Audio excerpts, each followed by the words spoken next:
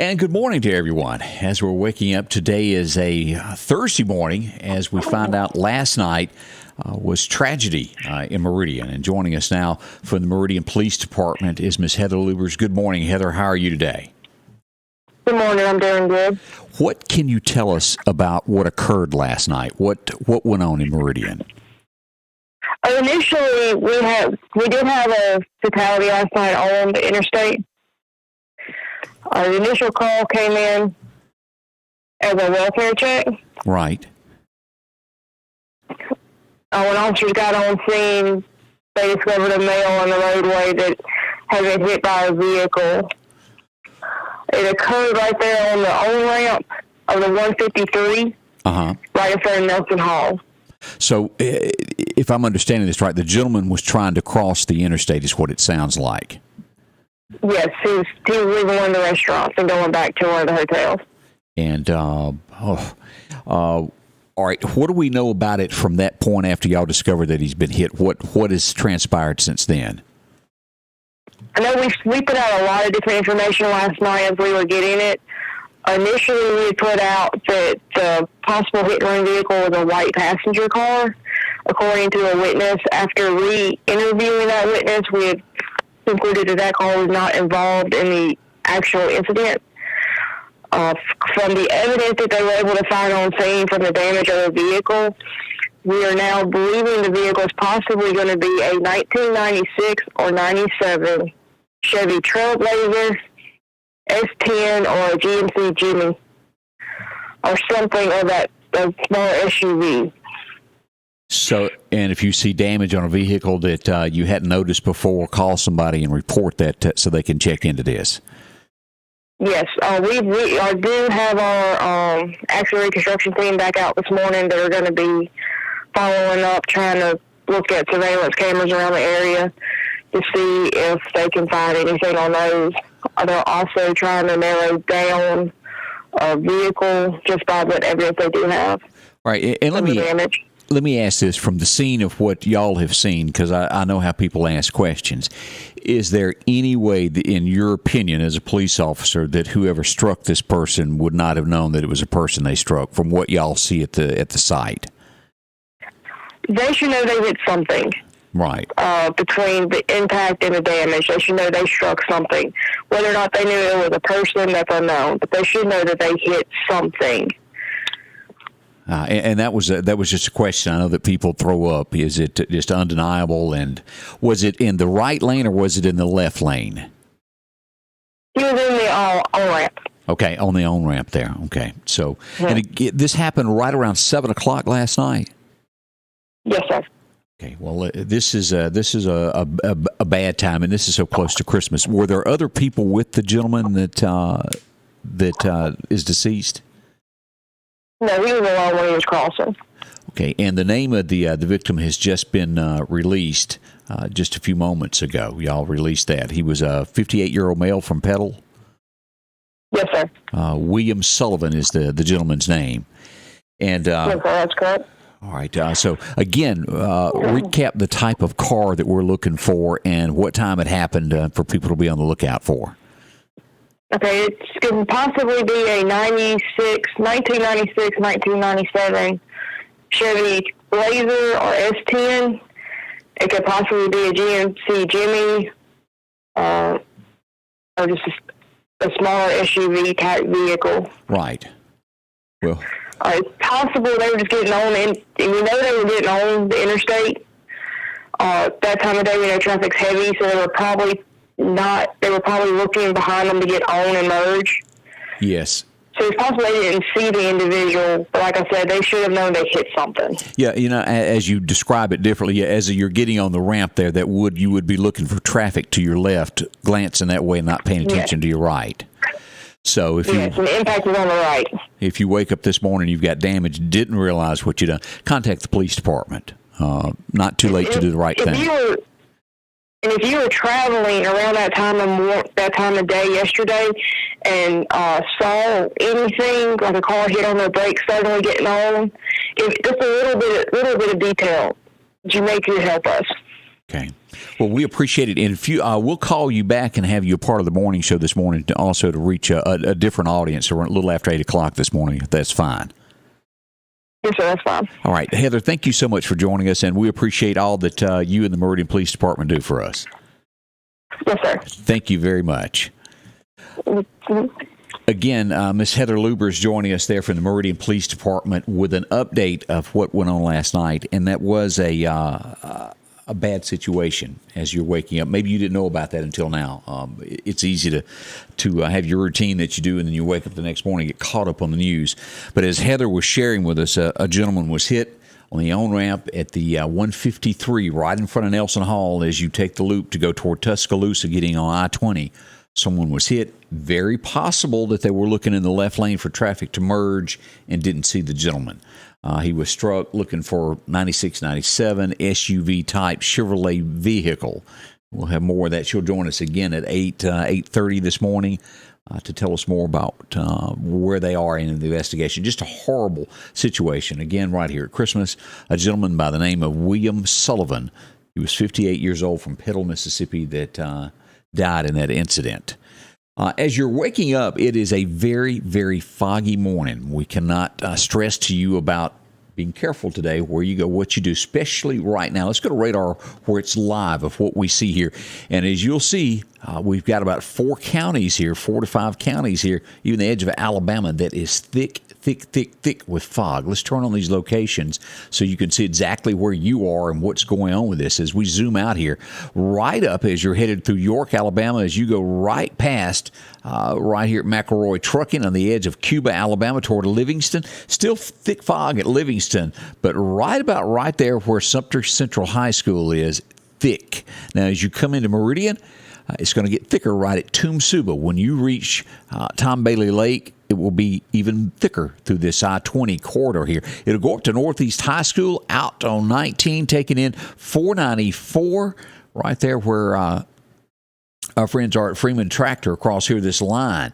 All of the northeast high school area, elementary, down by the soccer complex, Lamar, y'all are in all of this fog, out by the Ag Center, and we go south into Clark County. This is going to take in just about all of Clark County as we pull this out and see here. It's going to be south of Jay's Taxidermy, cutoff line right there. Now, it's still thick at Carmichael, but heavier just north of there at Manassas. So these areas here, be careful heading out west, taking in all of this area here at Lake Edens right over to Paulding. As we go west, Montrose, y'all got fog, but not as thick as your friends to the east. And that's the story of the fog this morning. That's thick stuff. And we have fog advisories out, all of these dense fog advisories all out in these areas here over to Fort Walton Beach, Florida. Look at that.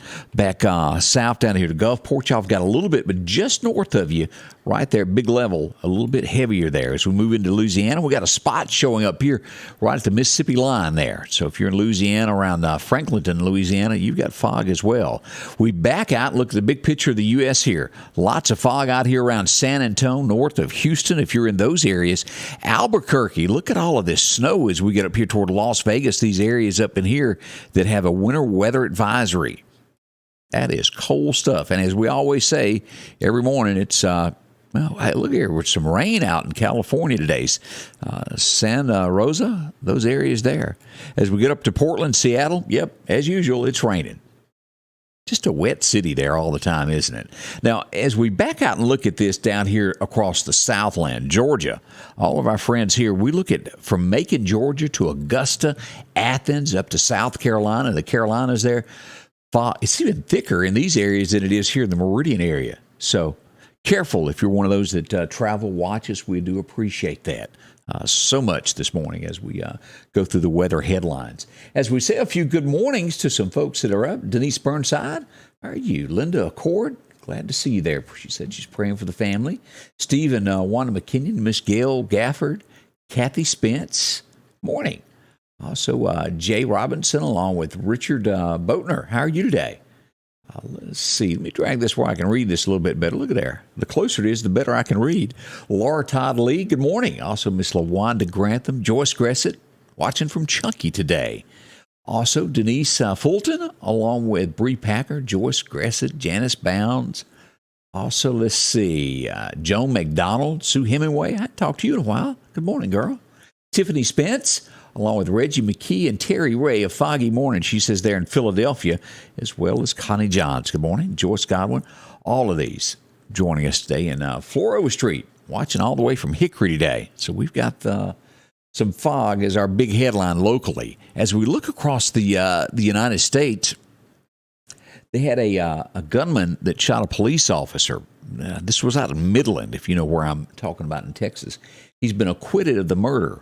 The cops were trying to serve a warrant, were beating on his door, and I think they kicked in the door, and they proved in court that he could not hear that it was the police. So the charges have been dropped of murder against him. He thought someone was breaking in his house. Bad situation all the way around. That was Midland, Texas, where that happened. As we mentioned to you yesterday on the morning show, Joe, where they're spreading this, where they sent their people out to all the major networks, and we're talking Fox, CBS, NBC, all of these. Don Lemon is the first to take the hook from the Biden administration to make things sound better than they really are. There was a 5-cent gas drop yesterday, and lo and behold, Don Lemon praised him on CNN for the drop in gasoline. 5 cents. What are we paying? Close to $4? Who remembers $1.69? I don't remember any praises then, do y'all? Amazing. Let's see. Joe Minshew from all the way from West Virginia helped kill off the Biden's vaccine mandate.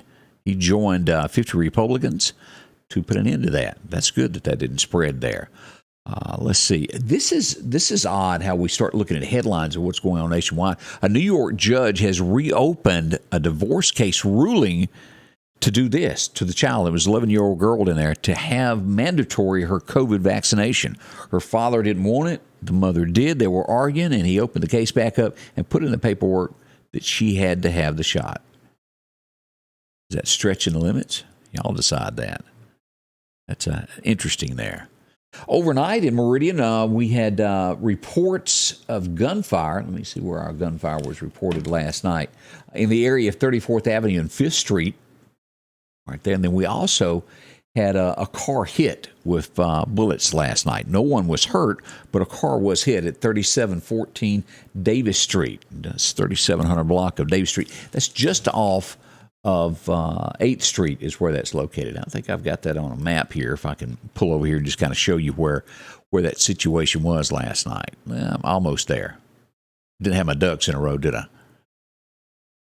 Yeah, here's the map of this. This is where this happened. It was Davis Street. Here's 8th Street. Here's AutoZone, if y'all remember a few weeks ago, where the gentleman was hit working on the building just straight down when that gunfire was shot. But a car was hit right here, and that's just behind all of that area right here. So no one was hurt, but we do know that a car was hit. We're also getting reports of a stolen car this morning from the parking lot of Walmart on the Hill. Last time it was seen around 1 p.m., and if I'm not mistaken, I think this was an employee of Walmart trying to earn a living. They come out to go home last night, and their car was gone. We'll have more details on that as that story develops this morning. So sad that you can't go to work, something that you work for, and come back to go home and somebody's taking what's yours. That's wrong. Be on the lookout for a 2007 Silver Impala. Has a small dent in the back bumper. I don't have the license plate yet, but if something kind of sticks out like that, is an odd, I remember that's somebody's car that they worked hard to get. Somebody took it. If you happen to see something that looks suspicious on that. Terry Ray says she remembers gas being 17 cents a gallon, and she goes, yes, I'm old. Now, I do remember as a little bitty boy sitting on the back seat of my daddy's new car, and we rode to California. I remember seeing gas for 25 cents to 35 cents. I was an itty-bitty fella. And I remember of the 1977 of the huge, oh my gosh, it's 99 cents a gallon, and lines being piled up everywhere, people trying to buy gas. Remember Hank Jr. singing about that too. I think y'all know that as well. Boy, how times have changed. How we wouldn't all love to see 99-cent gasoline just one more time in our lifetime.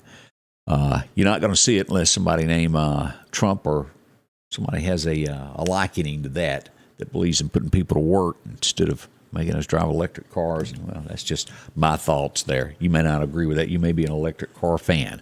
It's your choice. But what happens when those quit? What happens when power goes out and you can't charge them? Just a thought, just a thought. All right, let's switch to weather this morning, get deeper into that. Let's find out how your day is going to be.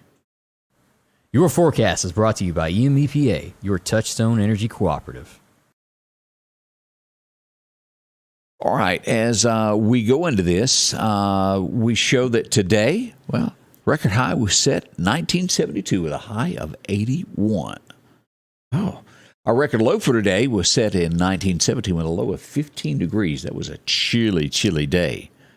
As we go down, a 30% chance of showers is what is expected today. We'll do the breakdown of where this is, what time all this will happen here in just a moment. Right now, we're looking for Meridian to hit 65. We'll get 64 in Philadelphia as we cut across down south. 69 in Hattiesburg. West, it's going to be warmer in the Vicksburg area, 71. Warm day. As we look to the dense fog this morning, and this is what we're looking at here, as we saw on the map just a few moments ago, the Philadelphia area is still going to have a lot, but boy, look at Meridian. We've got it all the way down through Clark County, Hattiesburg, these areas here, through about 9 a.m. So plan your day, leave about 15 to 20 minutes early if you can.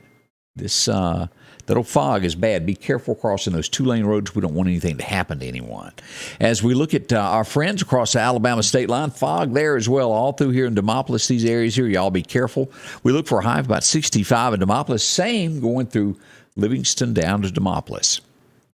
As we look at the possibility of severe weather this weekend, Friday and Saturday night, Friday night into Saturday morning is when we're looking at this. Still the Meridian area sitting at a level 1. Now, we get the northwest corner of Neshoba County into a 2, and most of Winston County will be a level 2 when it comes to severe weather. Up through Mississippi State will also be that level 2. We'll watch this. Again, we're a day out from this, and this could shift a little bit more. Originally, it was just barely here, and it shifted more a little bit south in between last night and today. But regardless of that line right in here, expect severe weather Friday night into Saturday morning. We'll be here for you to go live should it turn bad.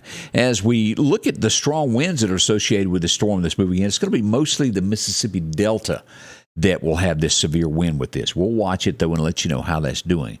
As we look at severe weather for the edge of Alabama, that timeline that they're looking at, 3 a.m. to 8 a.m. are right across there.